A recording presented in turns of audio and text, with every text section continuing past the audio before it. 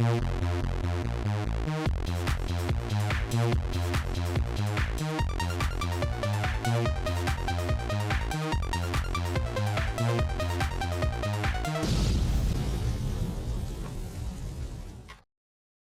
today I'm going to be covering 10 indie games for the Sega Mega Drive / Genesis that I own that aren't Paprium.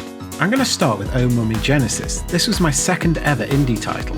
Developed and published by 1985 Alternativo back in October 2012, Oh Mummy Genesis is an unofficial update of an old microcomputer title by Gem Software that was released in 1984. I personally played the Amstrad CPC version on a green-screened monitor. The new version of the game features an updated storyline, enhanced graphics and sound. Gameplay consists of the player navigating their explorer around a series of graves. Once a grave is fully surrounded, an item is revealed. The goal is to reveal the key and the royal sarcophagus, and then to exit the level. This must all be done while avoiding the mummies that are constantly moving around. However, some graves reveal scrolls that have effects on you. The game sold out of box copies in 2013, but has since been made available as a freeware ROM on the publisher's website. Sometime in 2019, the game was updated and re-released as part of a 3-game collection called the Mega Games Almanac. The new version of the game was totally rewritten with new bosses, bonus stages, graphics and polished gameplay. And I can't for the life of me find it anywhere.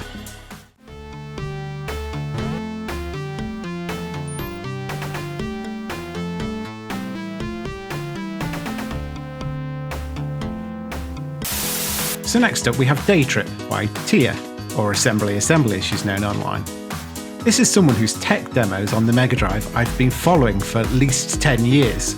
So when she announced she was going to do cart requests for her demo, I jumped at the chance. The demo features the music of Paprium Double Act, Groovemaster 303 and Dread, and also shows a lot of the effects that we'd later see in Titan Overdrive. My really old Model 1 has a few issues with it, but don't let that stop you downloading the ROM and trying it for yourself.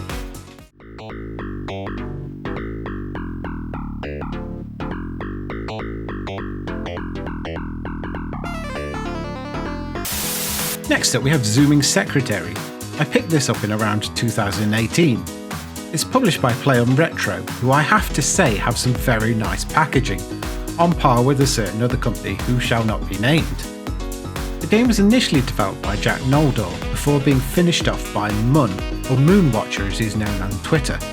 You'll hear this name again later. Graphically the game reminds me of Flicky for some reason. Your goal in the game is to avoid being fired by answering phones and checking off matching files, while avoiding your boss and other fellow employees. I've got to say though, it's a tad difficult.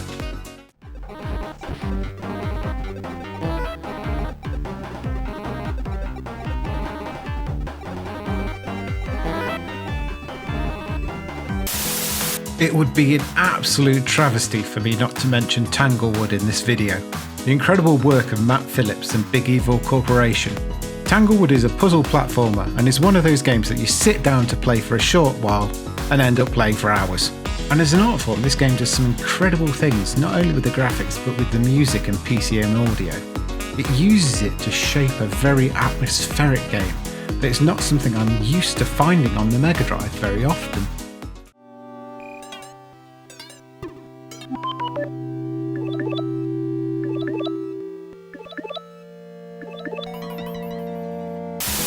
Lebedamore is a game I picked up in 2018 when it was released at the time by PlayOn Retro.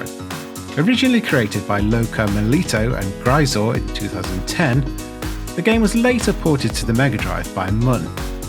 Lebedamore's gameplay is clearly inspired by 80s microcomputer games such as Jet Set Willy. You play as a Cathar monk trying to escape the Crusading Knights. For some strange reason, he decides to hide in an old church, not knowing that beneath its ruins lies an ancient evil. If you like your games with high difficulty, then this is probably one for you, because I can't get anywhere in it.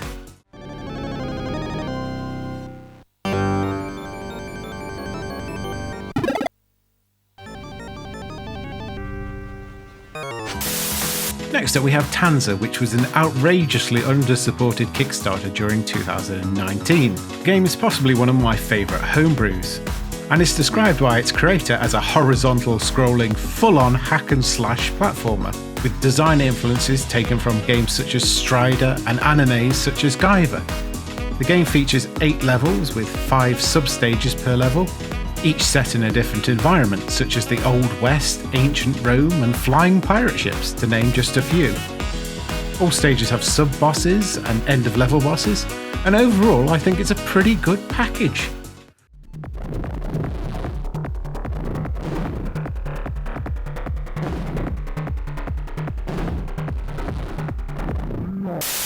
Now we have something slightly different. Technoptimistic was an album released by Remute on the Mega Drive in 2019.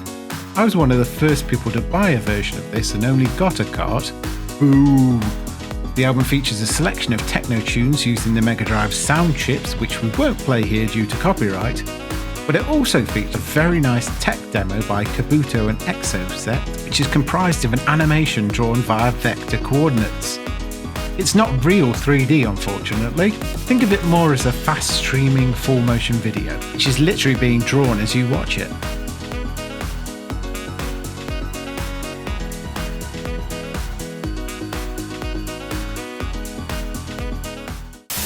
By the genius behind PlutyDev, Arkagis Revolution is an arcade-style top-down shooter with Mode 7 style rotation that's created through the clever manipulation of sprites. You can find out more about how this method works by going over to the PlutyDev site. The game also has some great PCM speech thrown in for good measure. It's definitely worth checking out.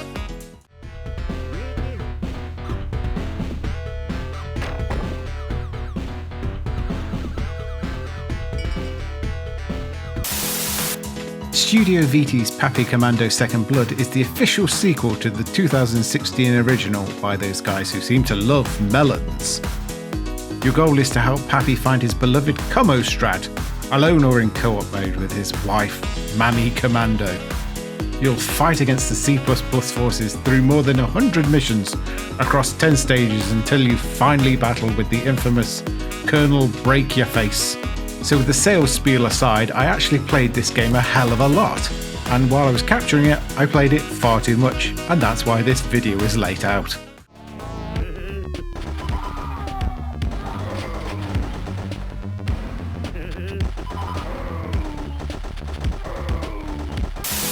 We end on a game that I imagine everybody watching this video owns, and if you don't, why not? XenoCrisis is a 2019 homebrew twin-stick shooter developed by Bitmap Bureau.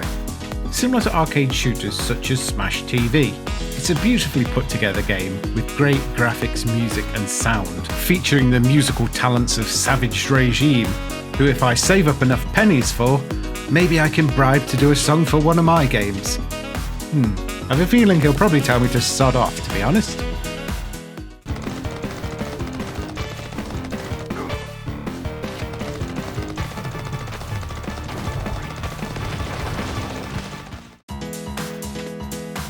Alas, we've come to the end of my homebrew and indie collection. I hope what you've seen has given you some good ideas on what to potentially purchase, and I hope to see you all in my next video. Bye!